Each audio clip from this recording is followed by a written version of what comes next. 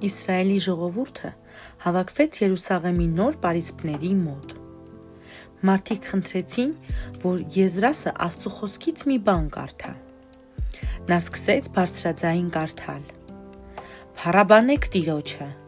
նա մեր մեծ Աստվածն է, եթե մենք հնազանդվենք նրան, երջանիկ կապրենք»։ Աստծո խոսքը լսելիս մի քանիսն արտասվում էին։ Նրանք գիտեին, որ Աստծո առջև սխալ են գործել, և հիմա ամաչում էին։ «Մի լացեք», ասաց Եզրասը,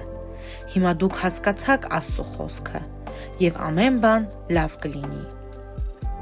Վաղուց մարդիկ Աստծո խոսքը չէին լսել։ Դրա համար Եզրասը 7 օր շարունակ կանգնած էր քաղաքի պարիսպների մոտ և կարդում էր։ Հետո բոլորը Աստծուն շնորհակալություն հայտնեցին օգնության համար։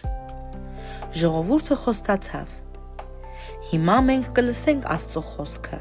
և կվարվենք ըստ նրա պատվիրանների, նրա խոսքը մեզ կերջանկացնի»։